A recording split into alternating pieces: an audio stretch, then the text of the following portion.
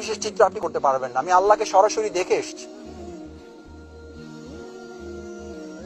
আপনি হয়তো ভাববেন মাসুদ ভাই কি বলে, আমার প্রত্যেকটা কথার জবাব আমি সাথে সাথে আল্লাহর কাছ থেকে পেয়েছি।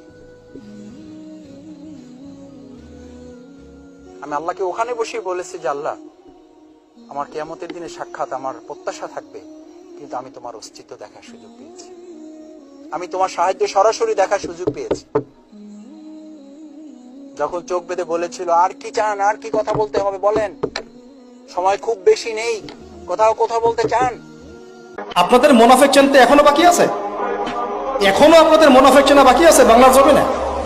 অনেক কথা তো আমরা একসময় বলতে পারি নাই, অনেক কথা বলতে চেয়েছিলাম কিন্তু বলতে পারি নাই।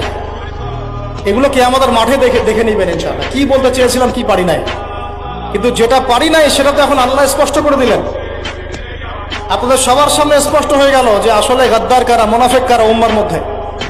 এরপরেও যদি চিনতে আপনি ভুল করেন তাহলে আপনিও দাজ্জালের মধ্যে পড়ে গেছেন।